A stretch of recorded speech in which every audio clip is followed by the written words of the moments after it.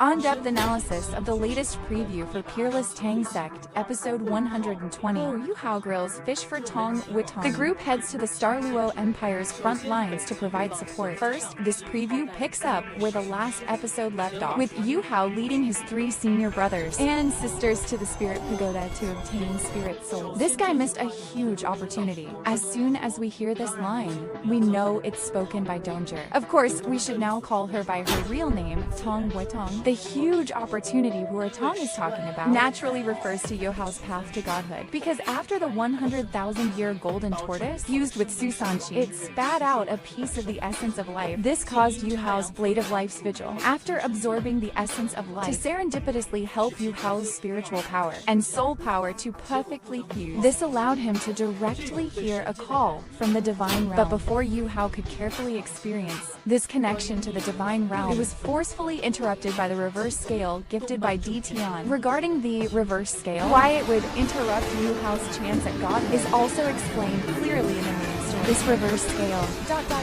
shed by Tian every 100,000 years when he endures a heavenly tribulation after he completes his transformation. It contains his most fundamental power. It also carries a trace of the heavenly tribulation's power. It's the power of the heavenly tribulation. It will obstruct your connection with the divine realm. Brother Tianmeng is not wrong. Without the interference of the reverse scale, Yuhao at this moment might have already been chosen by a certain deity. So after sensing that Yuhao's opportunity for God was interrupted by Tian's reverse scale, Brother Tianmeng became extremely furious and went to curse out Tian and let out such a melancholic sigh. But an opportunity like this only comes once in 1,000 years. And to comfort Tianmeng, the Ice Empress, and the others, Yuhao made a firm resolution. In the future, he will personally defeat the beast god, Tian. One day, I will defeat Tian. Yuhao's desire to defeat the beast god Tian here isn't simply for revenge or anything like that. Rather, to remove Tian's reverse scale, one must surpass Tian in terms of cultivation level to be able to do so. And Yuhao, in the end, only when he became a 9-ring title of Donghua and momentarily reached the level of a limit Donghua, was he able to remove the reverse scale? You're lying. This person seems to hold countless secrets. This is, of course, Tang telling Yuhao he's lying. Because after being interfered with by the reverse scale, Yuhao's body was emitting the dark power belonging to Tian. He was afraid of worrying his senior brothers and sisters, so he could only use a lie to hide the truth. He claimed that Tian's dark power appeared to protect him. But Tang is a goddess. She grew up in the divine realm. Naturally, she could tell at a glance that Yuhao was communicating with the divine realm just now. And the appearance of the dark power was not for protection, but for destruction. However, she didn't expose Yuhao's well-intentioned lie on the spot. The reason she said he was lying was simply because the memories of Donghua within her were beginning to awaken, making her unconsciously concerned for Yuhao.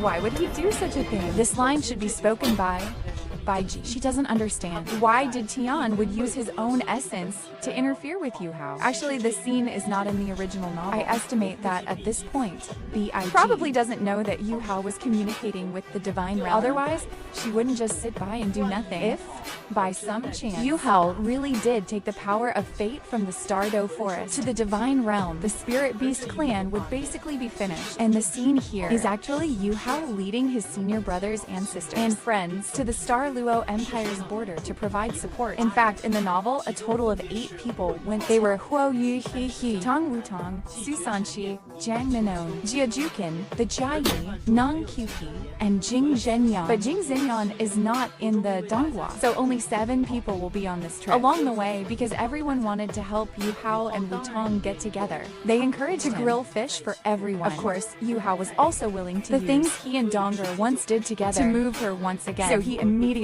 got to work. As the saying goes, a man who can cook is the most charming. And in order to grill the fish for Tang to the most ideal state, Yuhao even used his purple demon eyes to observe the internal structure of the food. It can be said he truly concentrated his love into this delicious fish meat. That's why senior sister Nanan would say something like this: "This is Yuhao's secret recipe of love." Speaking of which, it seems Jung Nanan has never actually eaten Yuhao's grilled fish. The first time at Shrek, she was buying grilled fish, but was interrupted by Susanshi. Later, Susanshi personally bought it for her, but she didn't eat it. It's worth mentioning that in the novel here, Yuhao also took the initiative to bring up the sesame seed cake memories story he once told Kiara. I just don't know if the Donghua will include this plot point. At the same time, while Yuhao was cooking, Susanshi and Ji-Jukan officially started a sparring session. Enough talk. Begin. Sound effect. No. Really? You have to know.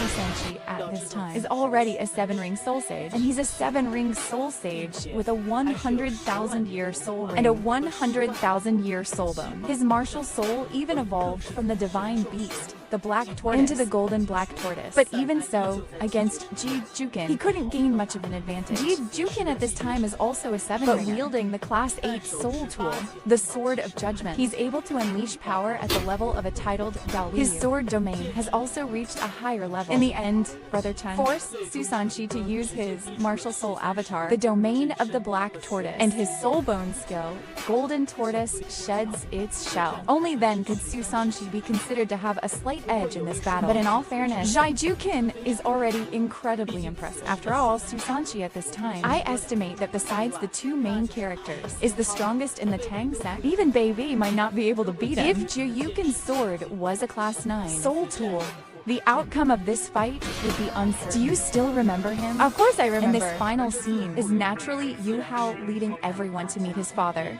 Dai. However, the Dai of now doesn't know that the young man before him is the benefactor who has saved him many times. After Dai Yuhang's introduction, Dai also remembers Yuhao. Of course, his impression is still from the last soul dueling tournament. Now that Yuhao has arrived at the Star Luo Empire's front line, it means the Sun Moon Empire's Class 9 soul engineer, the Mad Bull Dao Luo, Wang Yexing, is about to meet his end. This is also the first Class 9 soul engineer that Yuhao and the others will kill. What are everyone's thoughts on this?